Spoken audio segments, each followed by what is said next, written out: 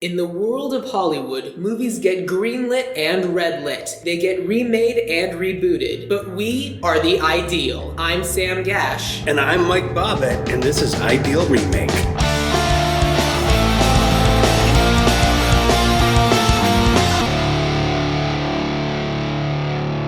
Today, Sam and I are here with Zach Luna, a professional Spider-Man, and the best cold reader I've ever met in my life. Oh, thank you, Mike. That's very kind of you. Yeah, I also was a group of the writers group that Sam set up because I was his roommate for quite a long while, and so when we needed actors and people to hop in and read scripts in the writers group that he and Mike were a part of, I was happy to jump in, and that's how we all became friends, which is great. Hooray, we're friends. Yay! We're talking Princess Bride because I had heard that they were going to reboot it, and what I found out is that they've been toying with the idea of rebooting The Princess Bride for quite some time. I feel like it's one of those movies that as soon as I hear that, everyone I know is going to go, no. Right. Because I think Princess Bride is one of those like sacred cow, should not be touched movies. Back to why we're doing this. And I was like, well, if they are doing a remake, we should talk about what the ideal version of that is. Zach's the perfect person. He loves this movie. It's one of his favorite movies of all time. We're probably going to end up talking about a lot of these movies, but what movies do you guys have that are like the movies that should never be remade? Jaws.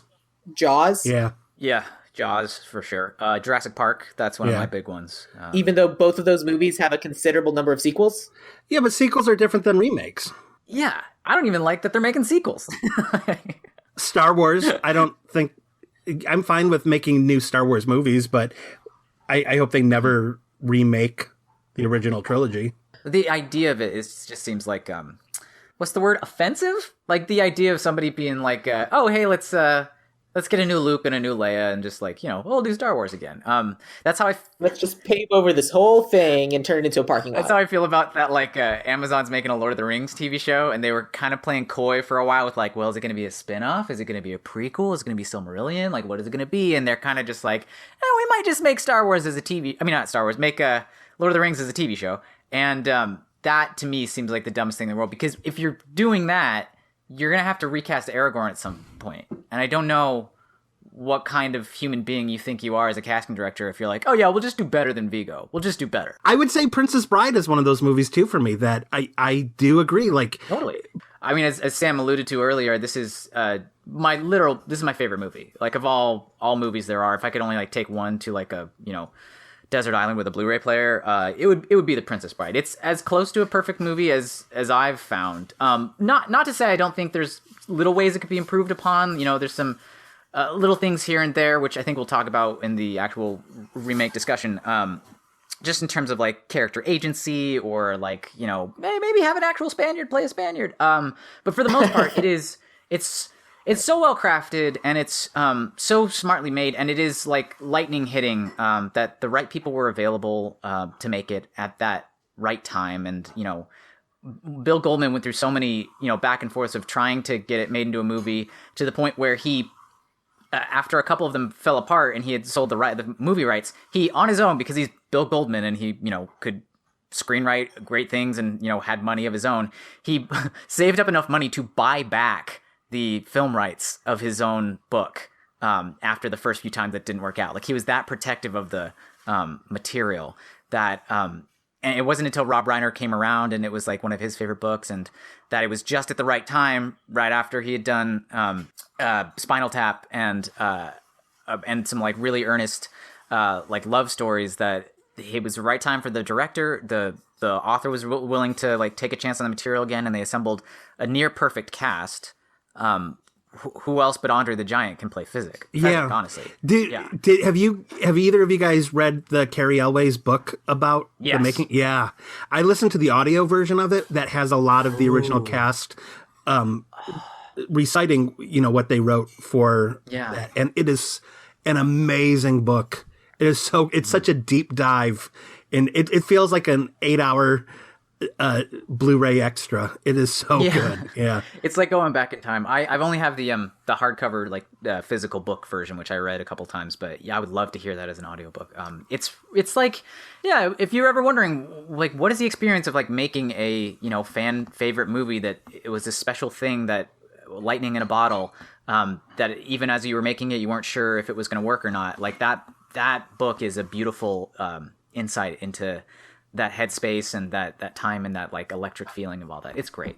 Yeah, highly recommended. Well, this is the time that we normally break down the plot of the movie. I assume everyone has seen it. If not, pause the podcast right now and go watch The Princess Bride. We're still going to break down the movie, but if you haven't seen The Princess Bride yet, you are doing yourself a horrible disservice. Yeah, for all of the episodes of this podcast that we've done, in the days leading up to us recording the podcast, I've rewatched the movie, but I know, and I would have done the same with this if I'd had time, but I know this movie so well because it's so good. Zach, you're a big cosplay guy. Have you ever done cosplay for any of the characters in The Princess Bride? Oh, I for sure have, which I think you already know about.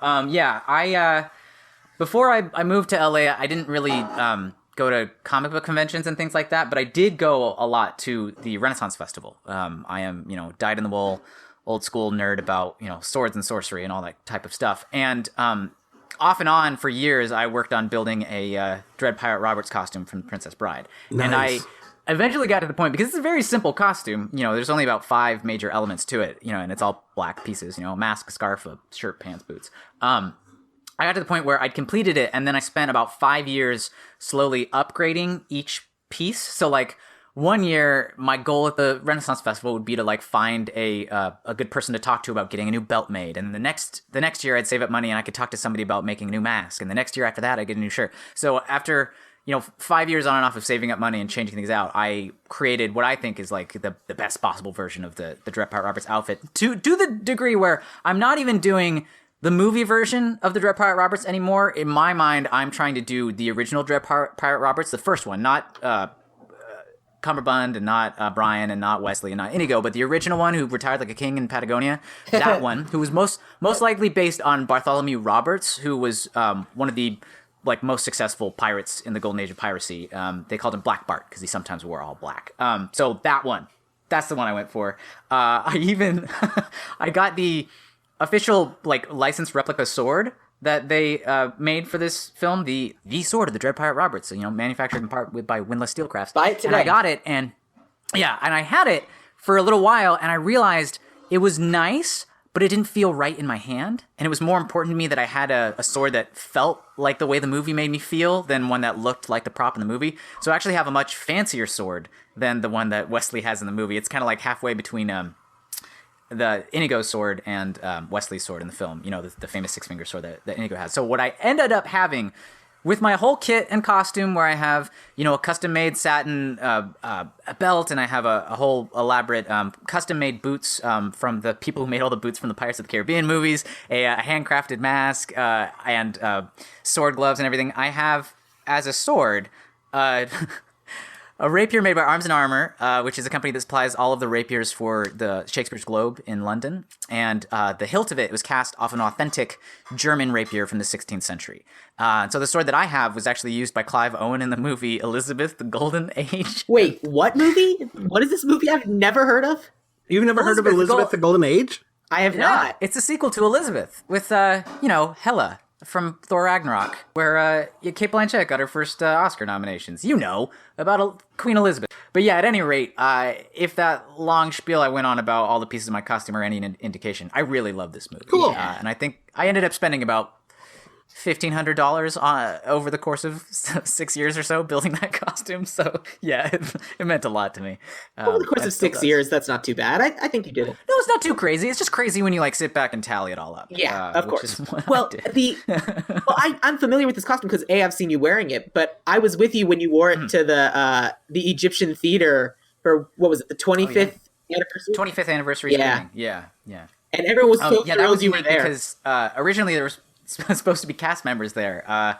Wallace Shawn and Carrie Elwes were supposed to be there at this 25th anniversary screening, but their managers screwed up their scheduling because there were so many events that week they were doing for the anniversary that they were stuck in New York and couldn't make it out to LA for that actual event. And we were kind of bummed at the time, but Sam was there and this happened. People were still really excited that I was dressed up as the Dread Pirate Roberts. So when I went to the bathroom and came back to our seats and I walked in front of the theater, near where the screen was. And somebody like yelled out from the audience, "It's the Dread Pirate Roberts!" And I kind of like yelled back, "Admitted with pride, what can I do for you?" And people like cheered because it was like a whole, the Egyptian theater is a huge old cinema in LA, like from the 1920s. And it was just this enormous room just full of Princess Bride fans. So excited to see this movie. And then we got to sit and watch it on 35 millimeter film, and it was great. It was pretty amazing. The evening was still excellent, regardless of the the lack of the actual stars. Right. We have a theater here that is kind of like the Egyptian. It's the Redford Theater. It's the theater from the movie It Follows. And, oh my God, no way! I went and saw Labyrinth there, and my friend Laurel dressed up as the Goblin King, and it was the same sort of thing where her costume was so amazing that she was a celebrity for that night, and it was so cool that I'm just walking through the lobby, and the Goblin King is like, "Hey, Mikey," and and I was just like, "Yeah, the Goblin King knows me." And Labyrinth is another one of those movies that should not be remade. Let's break into let's break down the movie. Yeah, let's break down Princess Bride. All right, so I want you guys to tell me the plot of this movie like I'm 8. Was he 8? Oh, well, okay. Since I'm old enough to be everything. both of your grandparents, wait, both of your. I'm not happy with that sentence at all. Since I'm old enough to be both of your grandfather, I still don't like the way that's. I'm grandpa age. I'll call you grandma both anytime, Mike. I like it. Good. All right. Well, sit down there, Sam and Zach. Grandpa. Is this another one of your boring books? Is this a kissing book? Is this a kissing podcast? Do you know what I really love about this? I don't know if you guys have the anniversary version on Blu-ray or not, but at the end, Does it Zach turns have out the anniversary edition of it? There is a deleted scene at the end where it turns out that the grandpa is actually Peter Falk playing Columbo, and he says one more thing, and he arrests Fred Savage for a murder. What? Fred Savage thought he was going to get away with it, but he got too cocky, and he let loose. Yeah. Sam, everyone over 45 listening to this loved that reference. It's a great reference. So happy for them. I was doing a comedy show the other night, and I don't know how it came up, but something in the comedy show was like, 15-year-old virgin this, 15-year-old virgin virgin that, and I was like, and I made a Hocus Pocus reference, and no one laughed, and I was a little bit sad because I was like, come on, you guys, that's a good reference, and they laughed at my desperation, but that wasn't the same. I don't know. I think references sometimes depend on the audience and the shared context. I would have cheered for that Hocus Pocus reference. Well, I don't know if anybody else is going to do it, but you just have to say, anytime you're about to describe the plot of The Princess Bride, are you kidding? Fencing, fighting, swordplay, revenge, giants, monsters, chases, escapes, true love, miracles. It's the best. Yes. I love this movie. All right, so Fred Savage is sick, and his grandpa comes to read him a story. The story of The Princess Bride. And basically it starts as a love story between Wesley and Buttercup. Basically, they slowly fall in love because Wesley worked on Buttercup's farm, and she realized that he was in love with her because every time she asked him to do something, he said, "As you wish." Very good. Yeah. What he meant was, "I love you." Oh, Grandpa. So Wesley is lost at sea. His ship is taken out by the Dread Pirate Roberts, and as everyone knows, he never leaves survivors. And so Buttercup's real sad about it. Then, Zach, then what happens? For days, she neither slept nor ate. And then on the country's 500th anniversary, Prince Humperdinck has the right to choose his bride, and he decides that he wants to marry Buttercup. But she didn't love him, and it's sad. So we then find out, after she's sad about this state of affairs, she goes on a ride in the woods and gets kidnapped by a band of miscreants, 3 people. Vizzini, Fezzik, and Inigo Montoya. Fezzik is a giant, Vizzini is a master planner, Sicilian man who's the leader of the group, and Inigo Montoya is the greatest swordsman in the world. They kidnap her. And then they're pursued by the Dread Pirate Roberts, who it turns out to be the Dread Pirate Roberts. They just see a ship in the distance at first. And then they climb up a cliff, and Inigo has a sword fight with them, and it turns out that neither of them were right-handed? Left-handed. Or left-handed. Correct. Left-handed. Neither of them were left-handed. Yeah, neither of them were left-handed. But the Dread Pirate Roberts, better sword fighter, but does not kill Inigo. Just bonks him on the head. What is the phrase, Zach? I would as soon destroy a stained glass window as not as like yourself. However, since I can't have you following me, the clunk, and he hits him on the head. There it is. Oh God, we got to be careful, or I will just start doing the whole movie. I love it that you can do it. Yeah, it's amazing. So then Red Pirate Roberts chases after him a little bit more. Fezzik starts throwing giant rocks at him. They agree to duel each other as God intended, sportsmanlike, no tricks and no weapons. And so they have a wrestling match between the giant and the man in black. And the Men in Black wins. Yeah. And then it's a battle of wits between the Dread Pirate Roberts and Fizzini. And so the battle of wits is basically, which goblet did the Dread Pirate Roberts put iocane powder, a tasteless, scentless poison in? And Fizzini is like racking his brain. How did he do? How did he do? And then he tells the Dread Pirate Roberts, look away. He switches the glasses. Then he drinks the glass in front of them. They both drink.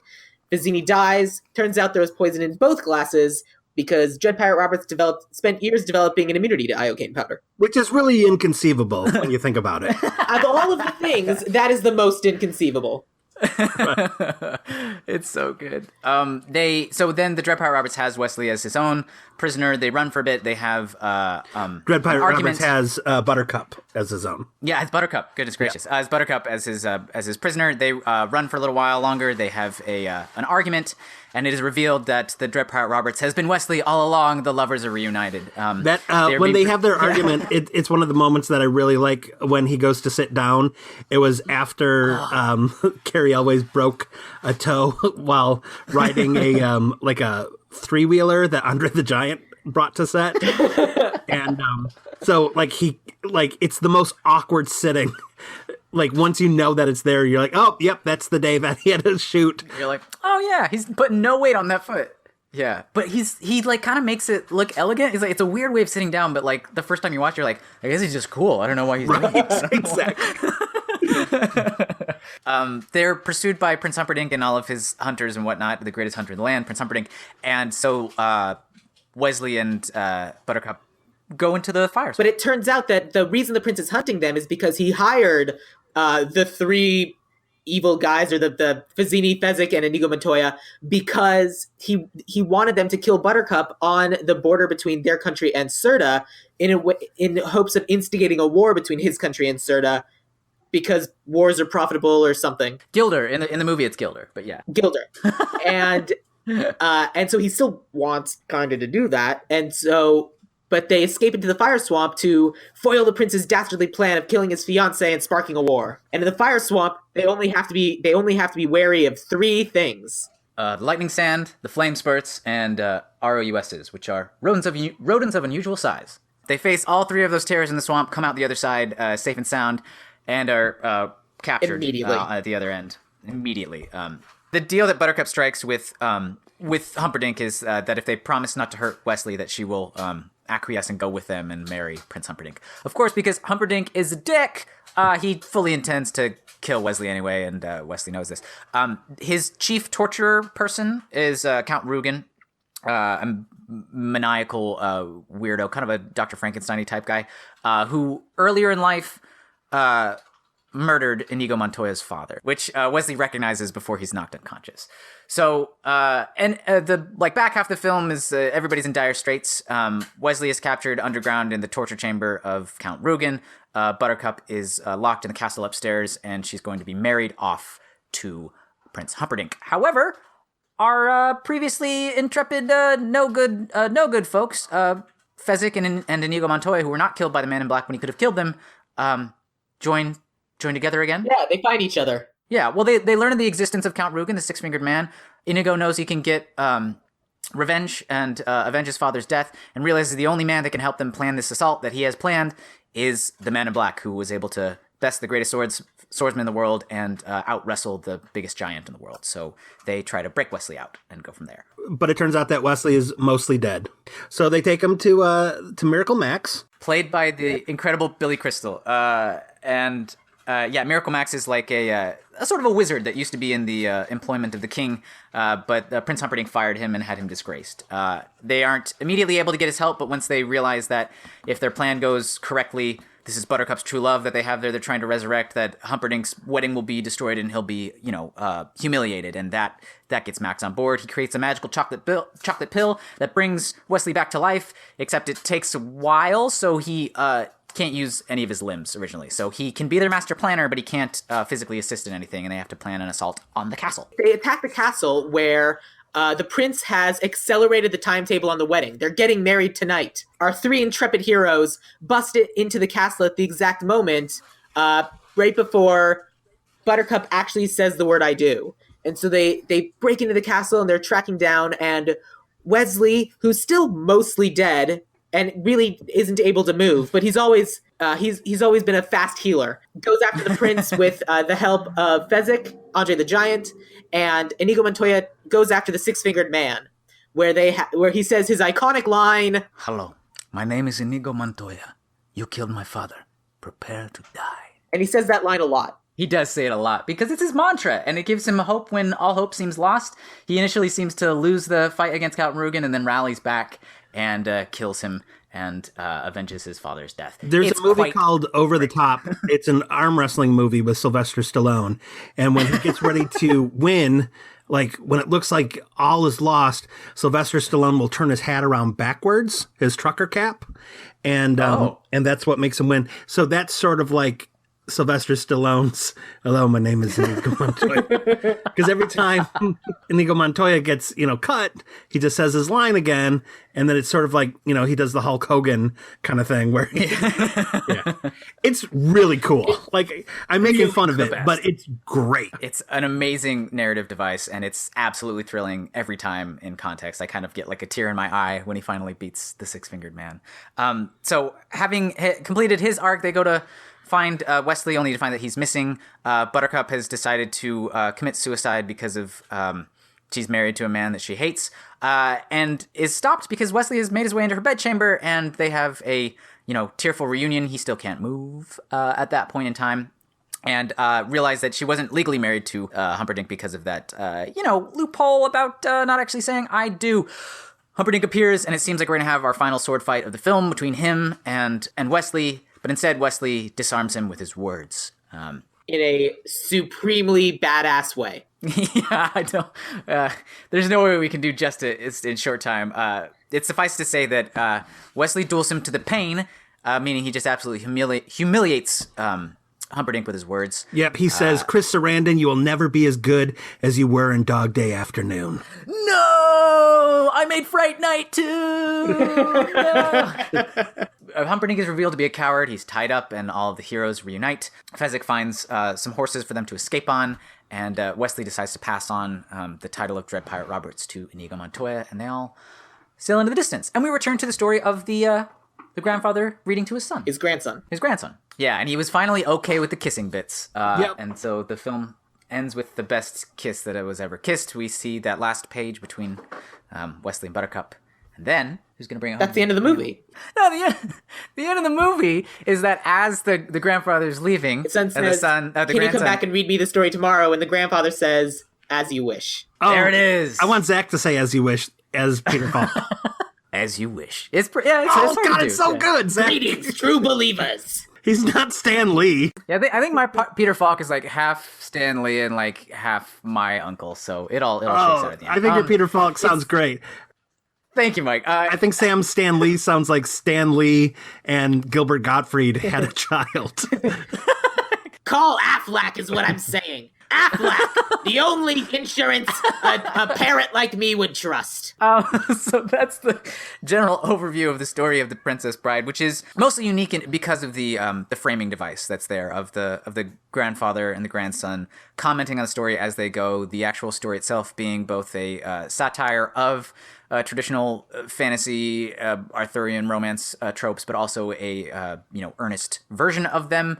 Whereas in the book, it's a sort of a narrative framing device with an author who hates all the boring parts of books, cutting those out and having editorial things in the margin. In the movie, the medium is about storytelling verbally in general, and so it's a movie that is fun as like a fun adventure romp with sword fights, and it's also a beautiful text on why we share stories with the people we love and how stories help us feel better in times of great strife. It's beautiful. And I love it. All right, now let's turn it into a giant cash cow and remake this. Hell yeah! Let's make some billions. So, where do you guys want to start with this? Do you want to start with like writer director, or do you want to start with a cast?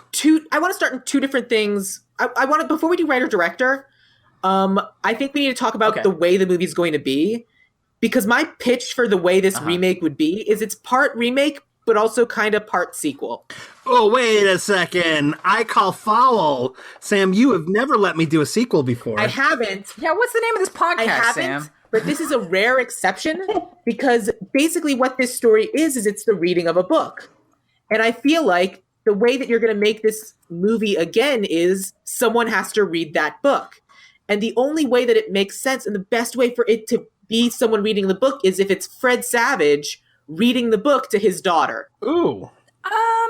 Yeah, I'm halfway on board with that. Here's the thing.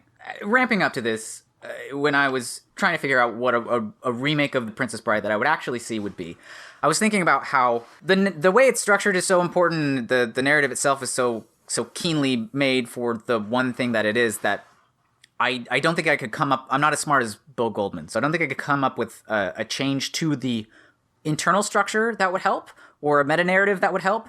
But the thing that would be revolutionary that I would like to see was I would like to see this type of story for people that are not just white straight people. Great. So my idea of a Princess Bride remake started out as me saying, like, I think it would be really cool if Inigo Montoya was a woman, and then me trying to figure out ways that would work, and then saying, well, it would also be cool if this character was a woman, to the point where now my version of the Princess Bride remake I would want to see is literally just everybody's a woman, the Princess Bride, and directed by Patty Jenkins. That's what I would want to see. So, that's bold. So every single cast member I have, I only have women for it. I'm very excited to sort of like argue these. I don't know how I would feel about an exclusively female cast, but I'm certainly not opposed to the idea. Does that mean that you want to kind of like eliminate the concept of a parental figure reading to a child figure? Like, are you...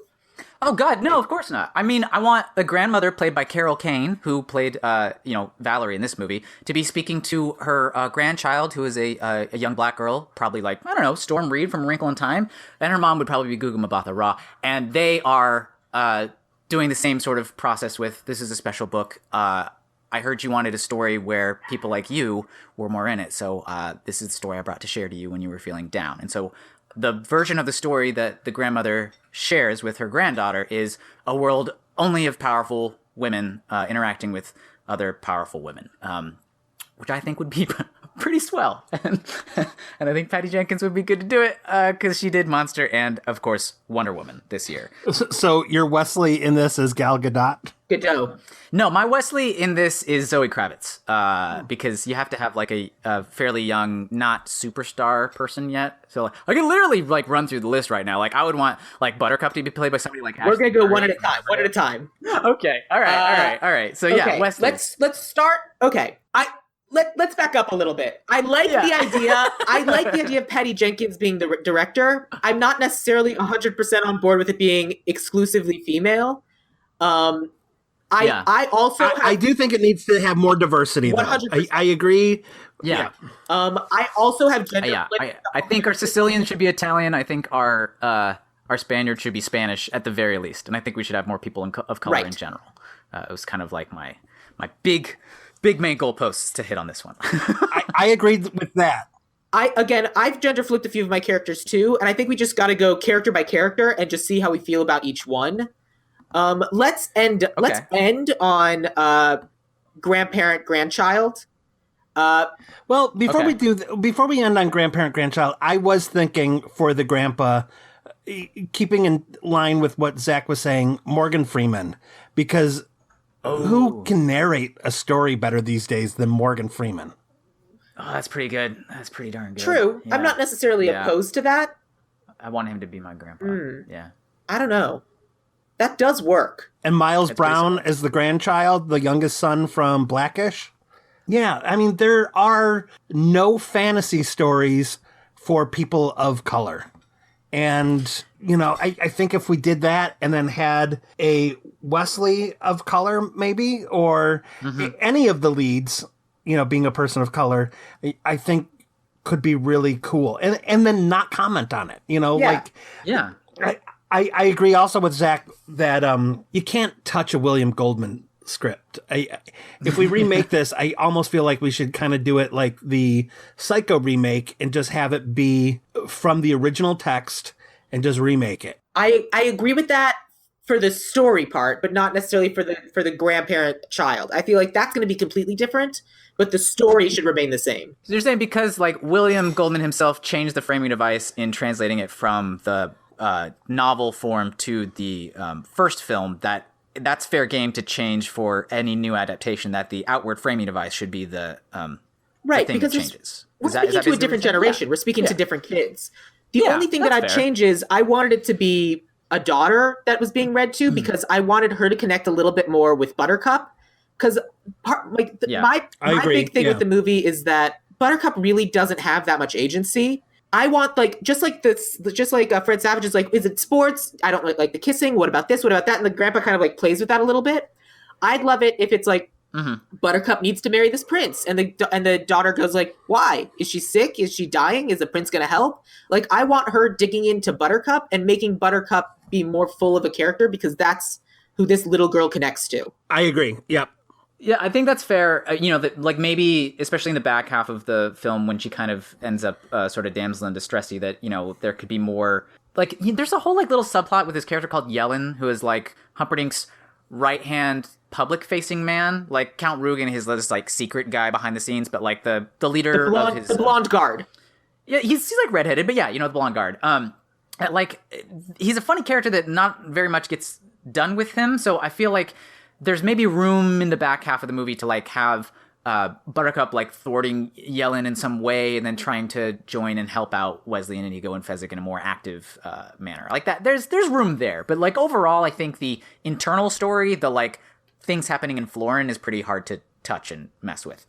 Right here, in terms of why I kind of just wanted everybody to be women, and at the very least, I want our three main leads to be women. Is like, I also agree with you, the idea of a granddaughter instead of a grandson is more interesting, compelling to me. But B, the issue of Buttercup being sort of a non-starter character in the film becomes less of an issue if she's not the only woman who's big in the movie. She kind of has to be like, this is the sum total of womanhood in this film is Buttercup, and she doesn't get to do much. But if Buttercup is just like, stuck in a certain scenario, but there's lots of other interesting women in the movie, it alleviates that to a certain degree. And I agree. The granddaughter character could connect more to the Inigo Montoya story or the Wesley story if all three of them are women. And if at least those three are women, you can also have the idea of like, a sweet romance that is kind of forbidden, gets torn apart, but they really knew who they weren't connected to them, to each other in an interesting way.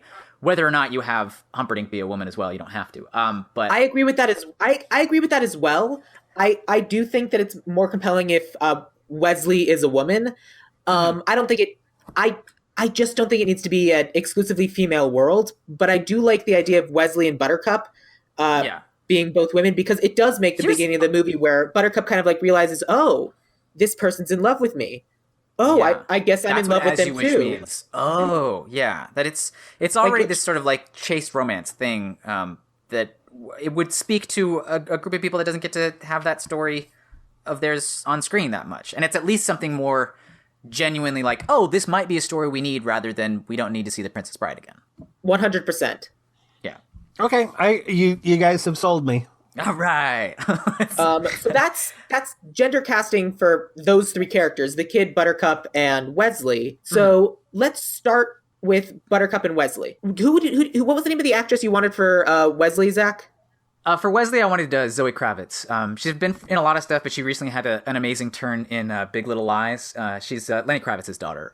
She's a great actress. She has this like super powerful presence, and she's really physically gifted. She was in some of those like X-Men movies, and she's just this badass, athletic, cool girl. She's just like so cool. I don't know how else to phrase it. But Zoe Kravitz is like the coolest person. So and she does have the stunt training to be able to do like the sword fights and everything.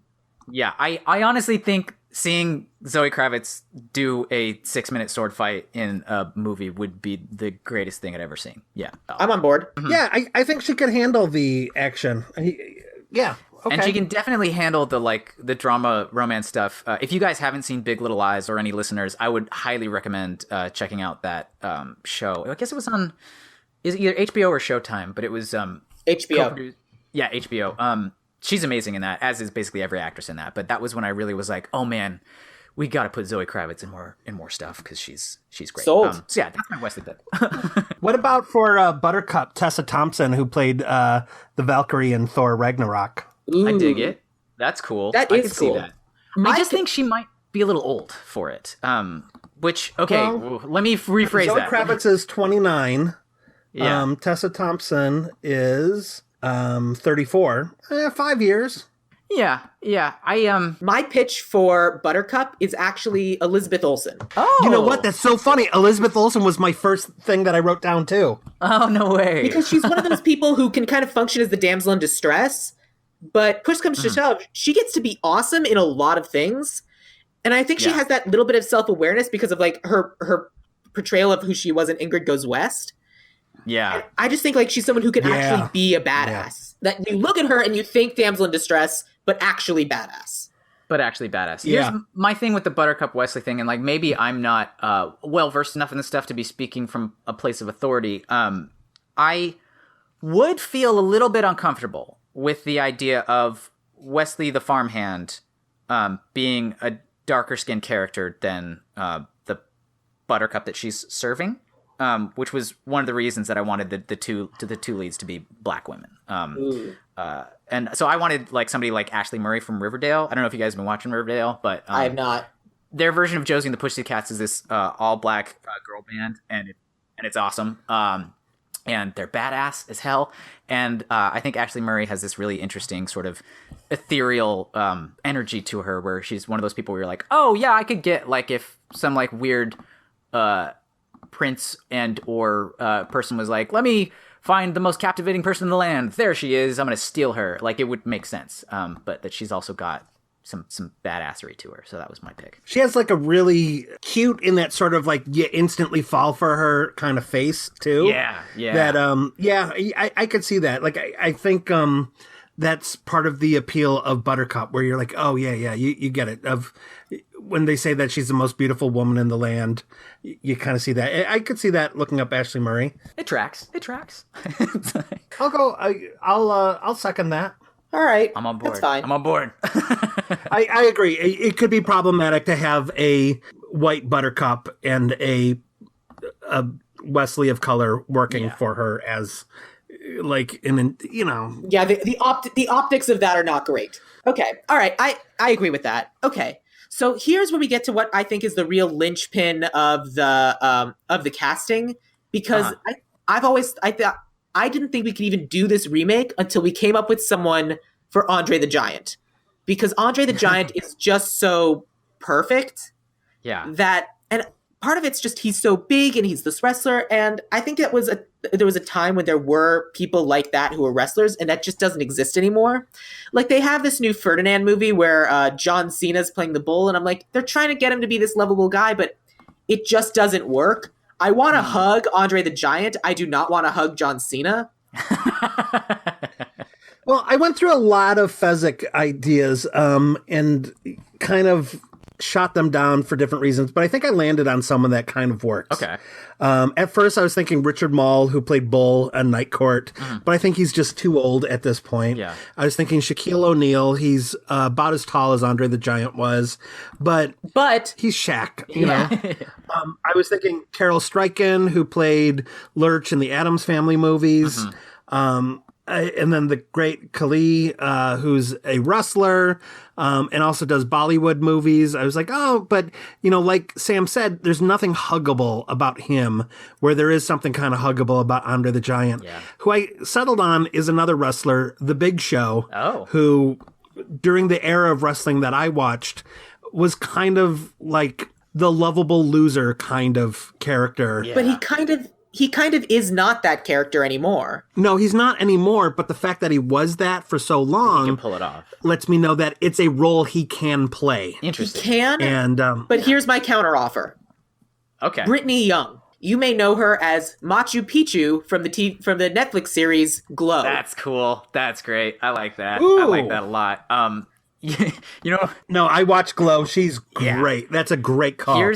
How are we slowly falling into Zach's idea of an all-female coming cast? together. You want to hear my pitch though? Yeah, let's hear your pitch. So for what I was thinking was, okay, nobody really has like the physical stature of Andre the Giant and the, lovability, adorableness. We brought up Labyrinth earlier, which is a great movie, and I thought, man, what if we had Andre the Giant be a elaborate sort of Jim Henson puppet costume creation, this like almost troll-like enormous figure that was piloted inside by Gwendolyn Christie from Game of Thrones. I'm not okay with that at all. I like Brittany Young better. That's fair. I don't want a physical person to be Fezzik. I don't think you can. I don't think you can ever match Andre the Giant. But it's not about matching in terms of physical presence. It's about matching in energy. Yeah. And I feel like matching in energy, the way Brittany Young portrays her character in Glow is the closest. Very Fezzik. Yeah. Yeah. And that's why I think it's important. All right. Can we have Miss Young piloting a Jim Henson puppet that's much larger than she is? No. Yeah. I think we should have, because she has to climb a rope. Yeah, but you can do that in a Jim Henson. Look at all the stuff Ludo did. Guys, watch Labyrinth again and think about the people who made Ludo making a Fezzik. I think if we introduce one giant Muppet into this world, I think that's a different kind of fantasy. No, but I think the whole movie should take place in this sort of, slightly fantastical world where there's, shrieking eels and rodents of unusual size and flame spurts coming out of the ground and lightning sand and the machine that sucks away pieces of your life. But part of what I think makes those interesting is the fact that we're not expecting them. As most of the movie, we spend living in a world that's fairly realistic, and then all of a sudden, oh my God, it's this fantasy element. And then we get used to the realism. Oh my God, we're surprised by fantasy again. That's all fair. I just really miss seeing big, weird Jim Henson stuff. I will step aside on this one. I do think that Brittany Young is inspired casting. I would absolutely love her to be Fezzik. Yeah, I agree. Plus, I think part of the appeal of The Princess Bride is that it's such a human story.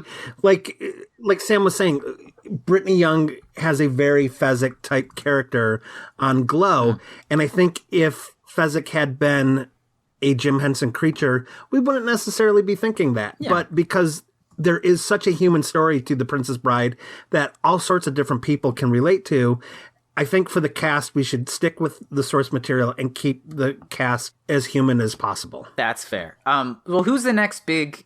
Inigo Montoya. Well, let's hold off on Inigo Montoya. Okay. Let's talk about Vizzini, because I have a left field pitch for Vizzini, and it's my first. And let's hear Mike's first. Yeah, let's hear Mike. I think the great thing about Vizzini is that he's such a fast talker, and I don't know if it's Robert Downey Jr. Oh, okay. Whoa. Ooh, Interesting. I think he's much more of a formidable opponent if he's a person that is just so much swagger and confidence personified, and that's Robert Downey Jr. I could definitely see him in a Battle of Wits. What about I could absolutely see him in a Battle of Wits. What about you, Sam? What was your sort of left field pitch? My left field pitch for Vizzini is Mandy Patinkin. Oh, that's fun. That's kind of fun. Yeah. I feel like he's too warm of a person, though. He is, but remember, Vizzini, he is warm, but he's also weird. Yeah. He's 100% a character, and I see him being very much like Mandy Patinkin's character in Dead Like Me. Yeah, I can see that a bit. Yeah. Here's the thing. But his character in Dead Like Me wasn't a fast-talking swindler. Yeah, you gotta be like a fast-talking, like, no BS. Here's my thing.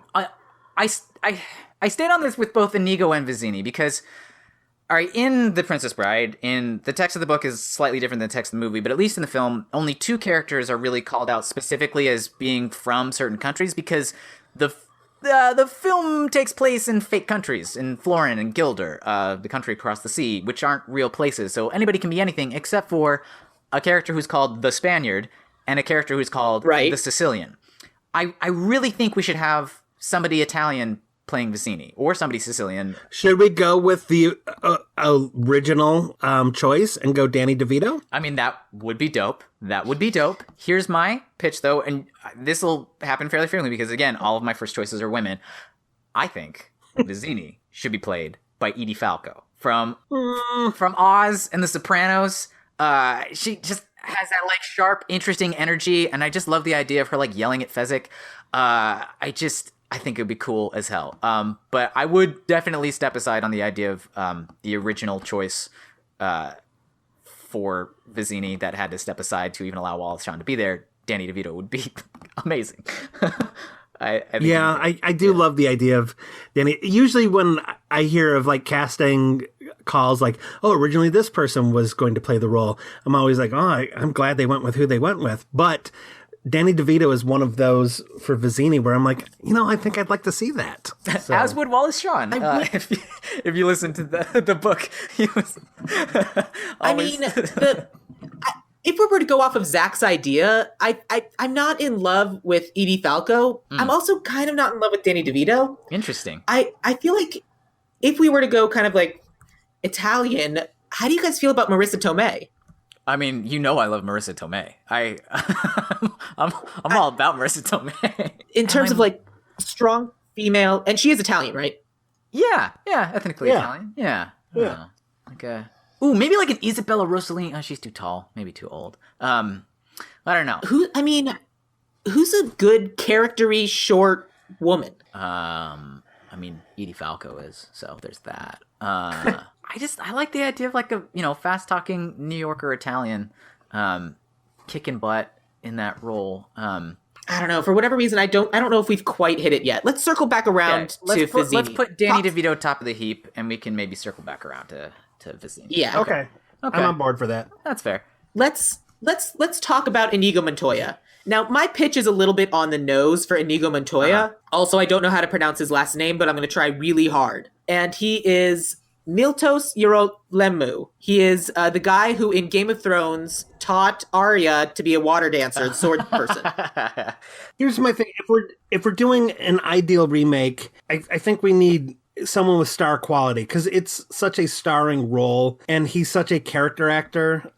My choice may look too imposing in this largely female world, but I was thinking Javier Bardem. Interesting. That is interesting.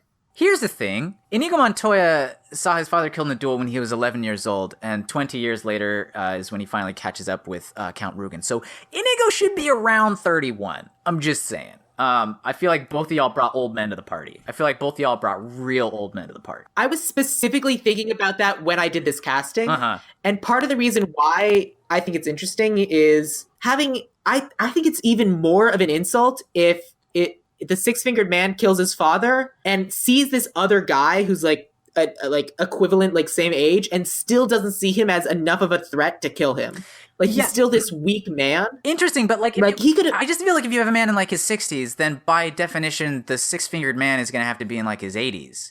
Like I see them as being the same age. Why would he be the same age as a six-fingered man? He was 11 when his father died. No. I'm not. I'm saying he like. Let's say his father was 45 and he was 25. I'm saying like he's Inigo's age, not the father's age. Okay, I see. The father was like the old craftsman made the sword, and like some young snotty dude wouldn't pay him for it and killed him. Yeah. Okay. Like he was a spoiled little brat, and then his father gets killed. He's not a threat, and he's like, oh my god, I've been wasting my life, and he devotes his life to learning swordcraft in order to be able to avenge his father. I get where you're coming from. I just think fundamentally Inigo's story only makes sense if he was a child when his father was killed. Which is why I wanted to have somebody younger for the part. Again, I've been casting only women. So I wanted A, somebody younger, and B, somebody who was actually ethnically Spanish. Yeah. Diego Luna. Diego Luna would be dope. I'll leave that on the side. For now, yes. Yeah, he has that kind of cool look about him already, and that would be dope. I could see him as a swashbuckler. It would be real good. Ooh, I could really see him as a swashbuckler. My female choice is Elena Anaya. She is a badass. She was in The Skin I Live In, and she was recently in Wonder Woman as Dr. Poison. So she already has a good working relationship with our director. Patty Jenkins. And she's like an interesting, intense performer, and she's very, very Spanish. So that's what I put on there. But yeah, I'd be down with Diego Luna. I mean, it's a good last name on that man. I tell you what. I think Elena Anaya is a really cool pull. I think Diego Luna is better for this part. I think Elena Anaya is an interesting six-figured man or woman in this case. Ooh, that's fun. Oh, yeah. Yeah, hell yeah. Yeah. Yeah, okay, all right. Way to go, Sam. Yeah, it's in contrast to my casting for the six-fingered man, which was Stephanie Beatriz. Oh, that's good. Who is... Ooh, that's good too. So... Those are good. I had for six-fingered man. I had Carrie Ann Moss as my six-fingered man, I guess, because she's. Really I do like Elena Anaya more for the villain. I think that would be dope. Really, for really cool. Countess Rugen. Countess Rugen. Yeah. Yeah. Okay, great. Let's just do that. All right, good. Who else do we need in this movie? Have we done a Humperdinck? Let's circle back around. Let's swing past Inigo Montoya Island and let me throw out two more names. As we both pass on the way to Prince Humperdinck Island. Leah Delaria, who plays Big Boo in Orange is the New Black. She has that kind of Brooklyn-y kind of... oh, yeah! She plays... Yeah. For Vizzini? Leah Delaria as Vizzini? Yeah. Oh, yeah. Oh, yeah. Or Natasha Lyonne, who isn't... Natasha Lyonne isn't Italian. I don't think... Is she? I don't know. Or I don't know. I think Natasha Lyonne would be great. She'd be real intense. And she'd be great at, like, ordering people around and insulting them and just being, yeah, a live wire. That's fun. I really like my Natasha Lyonne idea on that. I also like the Leah Delaria. Yeah, I mean, it makes... I mean, I know that our central story is kind of a lesbian love story, but by having a very lesbian Vizzini, I think that's kind of cool too. Cool. Yeah, Big Boo. I'm leaning more towards Leah Delaria. I think Leah Delaria is really clever. I think they're both great. I believe she's also a stand-up comedian as well too. Yeah. So you know how I support my community. Let's support and lift that community. I'm down with Leah Delaria. That sounds awesome. Yep. Okay. Prince Humperdinck. Oh, Prince.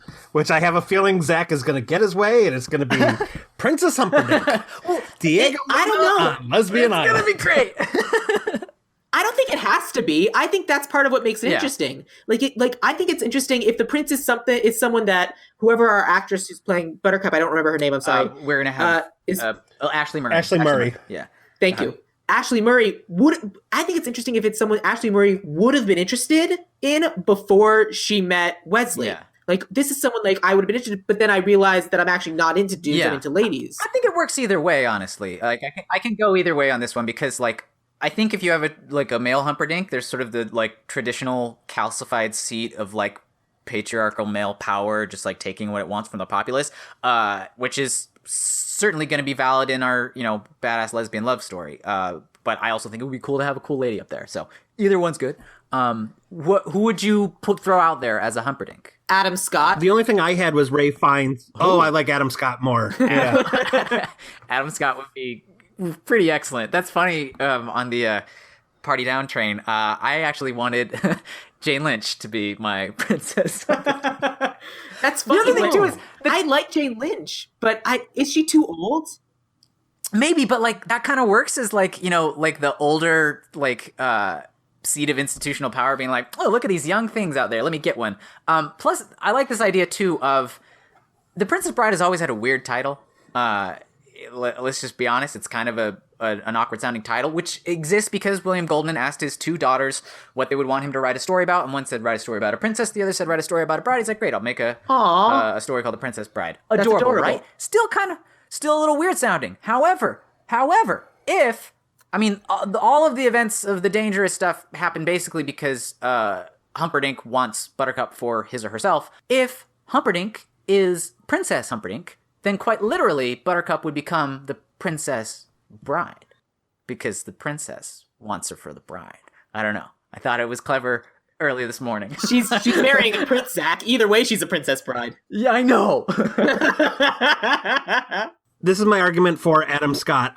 Yes, Adam Scott rules, but I think going to our story core of, hey, you know what? It's okay to go against convention to be who you are. Mm-hmm. To have Prince Humperdinck still be a man makes that story hit home even more. I think I buy that. I think, Yeah. You know, screw the status quo.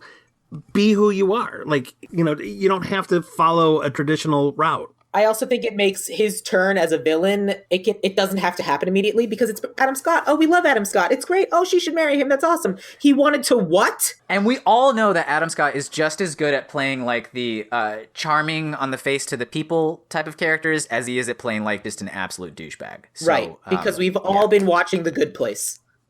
We have all been watching The Good Place. It's the best show on television. It 100% is. That's right. It's really good. Okay, right, Miracle Max and Valerie. All right, Miracle Max and Valerie, guys. Take it away, Mike. I've been trying to pitch these two as a couple in so many episodes of the podcast, so I'm going to do it one more time. Will Ferrell and Amy Poehler. Pretty good. Yeah, I had a little overlap there. What about you, Sam? What do you think? I said Charlie Day and Caitlin Olsen. Oh, that's fun. Oh, Caitlin Olsen, I love her. Oh, that's really fun. Here, Will Ferrell and Caitlin Olsen. I want, of course, Miracle Maxine. I wanted it to be Sarah Silverman, in a bunch of old person makeup, being a weird, crazy Jewish Miracle Maxine. And for Valerie, I put Maya Rudolph. That works. Let's take another extra step and let's flip it and let's have it be Miracle Max. And I'd love it if it like kind of like the nagging wife is a nagging husband. And that would be husband. Yeah. Just take that convention and completely flip it. I love Sarah Silverman as Miracle Max, but who would be fair as kind of like the nagging happening? Jim Rash. Yes, done. Dean Sold. Pelton from Community. Yep, absolutely. Oh, I like it. Yep. Oh man, that's amazing. I'm liking this movie, you guys. I'm really liking what we've built here. It should never be made. It should never be made. But I would watch the hell out of it. Sarah Silverman and Jim Rash is perfect. That's really fun. That's great. I really like that a lot. All right. There are two other random parts that I thought of, unless I'm missing someone. Okay. I have a quick Jim Rash story that I wanted to share real quickly. Please tell it. Allison and I went to the red carpet premiere of the movie Tammy, and afterwards we walked out of the Chinese theater. Just through the entrance, for some, like there was nothing stopping us from doing it. And Jim Rash was just kind of standing there, and I just got done watching the first season of The Writer's Room. And I was like, oh, hey, man, I just wanted to let you know, I just watched the first season of that. It was really good. Any plans to do a second season? And we just started small talking. And then security ran up to us because apparently we were still on the red carpet. People were taking pictures while Jim Rash and I are just having a small talk about, That's amazing. That is amazing. Thank you so much. Yeah. All right. Now here's my Good Jim time. Rash story. Okay, yeah. So we all have a mutual friend named Diane. That's very true. Yes. And Diane has a wonderful apartment complex, and they're all very, friendly, and they hang out. And it's this cool apartment, kind of on the edge of West Hollywood and Hollywood. It's such a great location, yeah. Such a great apartment, too. Also, yes. She invited me over to, it was a Memorial Day barbecue or something they were doing. And I'm getting food in line. I'm just kind of, standing and chatting with Diane. And two different people walk up. One of them is Colorado College, where Zach and I both went, alum, Neil Baer. Oh, Neil Baer. Yeah. Who I'm just hello. And I'm chatting and talking with him. And then also getting food at the table is just Jim Rash. Awesome. Who just happens to be at this party at Diane's apartment complex, which is the coolest thing in the world. And it was neat. Was this the past Memorial Day? I don't know if it was Memorial Day or something, or something else, but it was within the past year. So it's something I was probably invited to and didn't go. Yep, probably. Oh no! All right, here's my Jim Rash story. Oh, I love this Jim Rash story. Okay, so I was there was a Marvel movie of some kind with Spider-Man in it, probably Civil War, probably Captain America: Civil War, and at the ArcLight. I went on opening night dressed up as Spider-Man because it was the first movie that was going to have Spider-Man in the MCU. And one of my gigs that I do in town is I do appearances dressed as Spider-Man. So I did one there, and they, for the first time ever, because I'd done events with ArcLight before, they said that for security reasons, people could not wear masks inside. So I showed up as Spider-Man, and they told me I had to go to the bathroom and remove my mask, or they would not let me back inside. So I went to the bathroom, and very dejectedly, very sadly, took off my Spider-Man mask. And when I got my vision properly there, once I took the mask off my face, next to me drying his hands, was Jim Rash, and he was just like, "It's a good look," and he walked away.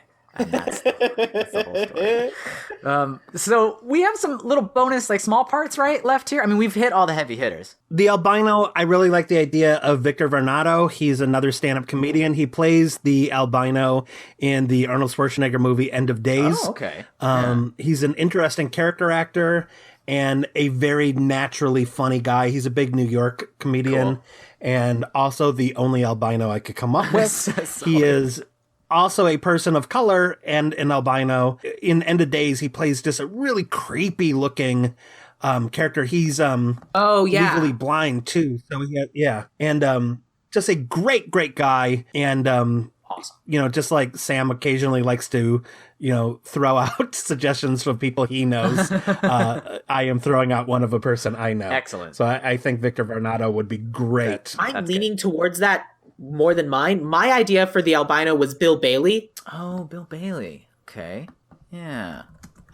He's a British comedian and he's a British comedian and musician. And I thought like the way the albino character was portrayed in the movie, that energy felt very similar to Bill Bailey's energy. And I thought that like it would have been an easy kind of conversion process to make Bill Bailey that character because he already kind of is that sort of guy. Yeah, the sort of dry, snarky stuff. Okay. I could see it. I mean, you want to take work away from albinos, then go ahead. That was my idea. I think Victor Varnado is perfect. Yeah. But it just wanted that had been my idea. That's fair. Yeah, I just wanted to show my work. Show your work. Mine was A.D. Bryant from SNL. A.D. Bryant, the cast member currently on Saturday Night Live. She's a very, very funny lady and bears somewhat of a facial resemblance to the albino in the film. But yeah, let's go with Victor. Ooh. That's great. Yeah, I mean, she'd be good though, right? Okay. She'd be good. She would be. She would be. Do you guys still like the idea of Morgan Freeman as the grandpa, or do you want it to be a grandmother? I mean, Zach wants it to be a grandmother. I want Carol Kane. I do like the idea of, because we have two black leads, it being bookended with a black I like the idea. I think there's something more tender about a black grandpa telling his granddaughter, it's okay to be who you are. Here is a story about that.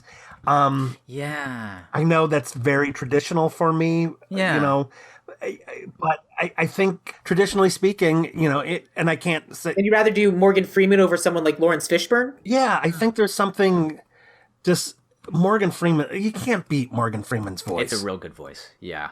It is a very good voice. When you need something narrated, you go Morgan Freeman. Yeah. If you can't afford Morgan Freeman, get Lawrence Fishburne, I guess.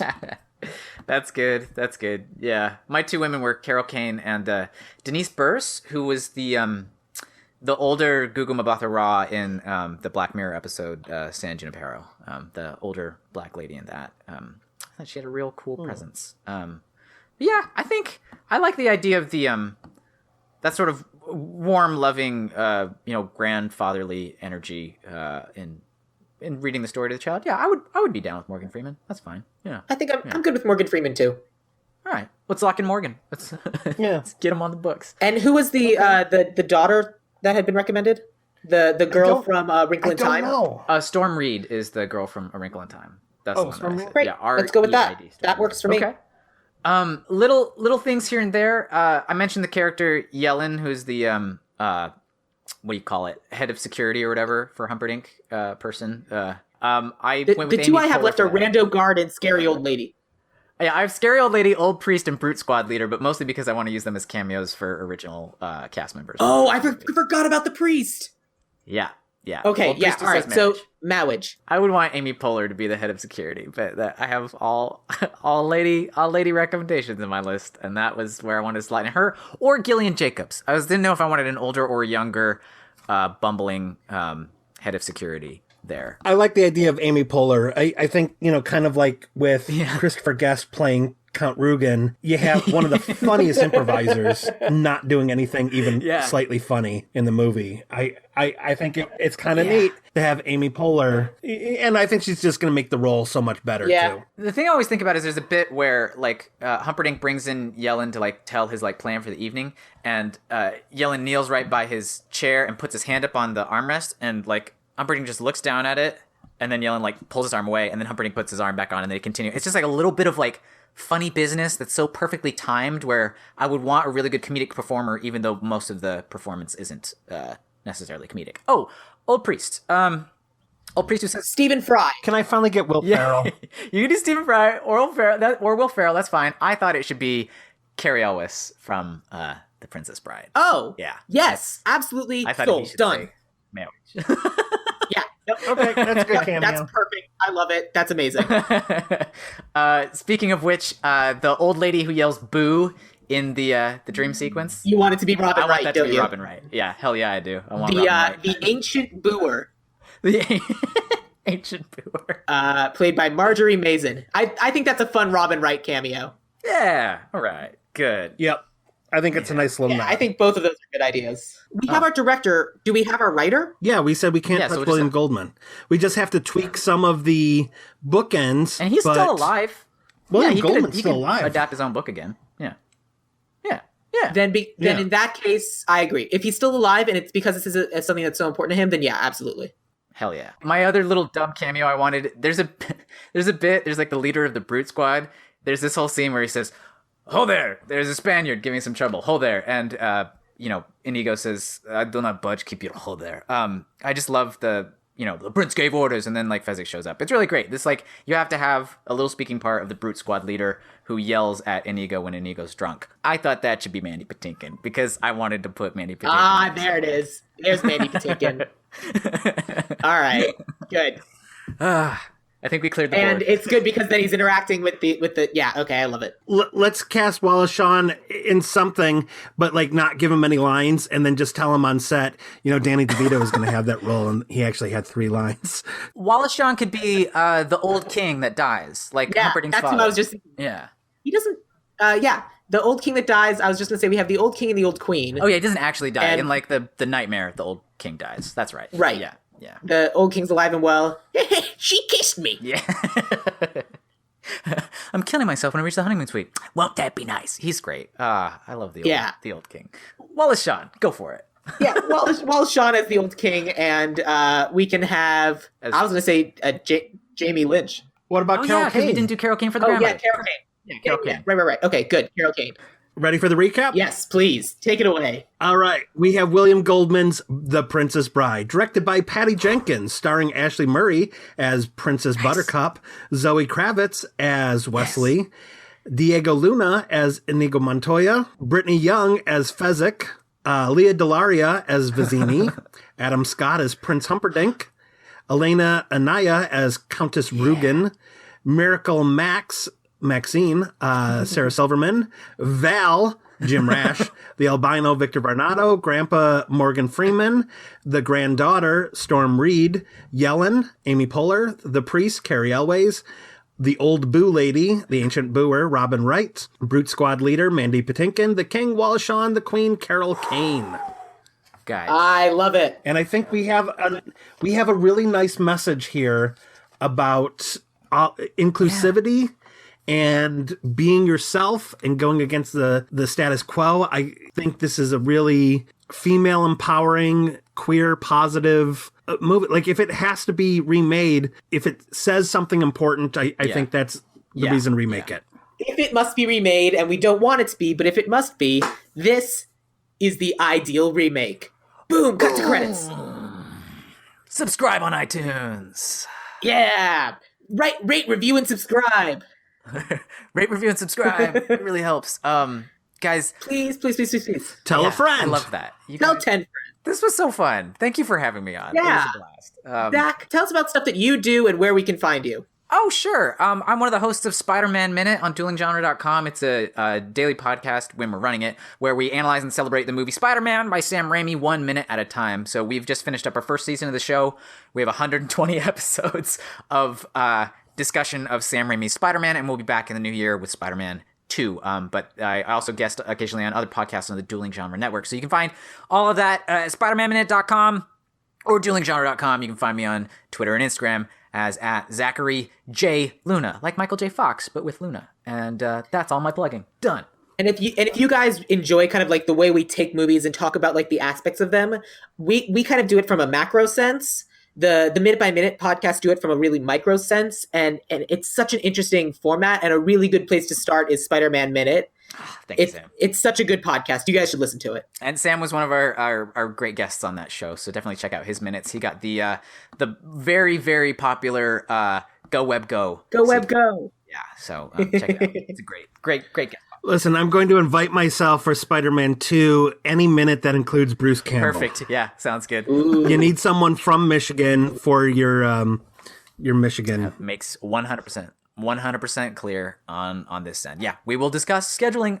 Thank you again for having me, guys. This was great. I'll let you tell people where they can find me. I'm going to tell everyone that they can find you at Sam Gasch, SAMGASCH, Beautiful. on the Twitters and everywhere. And you are doing improv around town. Yeah. That's right. And Mike Bobbitt can be found anywhere on the internet at Off the Mic as his handle. That's Nice. OFFTHEMIKE, because his name is Mike. Ooh, that's good. Oh, that's a good handle. I know. Nice. Yeah. And next time on Ideal Remake, we will have Dave Landau from Last Comic Standing and the Anthony Show, formerly of Opie and Anthony, and we'll be talking Animal House. Beautiful. Yeah. That's going to be great. All right. See you guys around. Thanks for listening to Ideal Remake. Rate, review, and subscribe.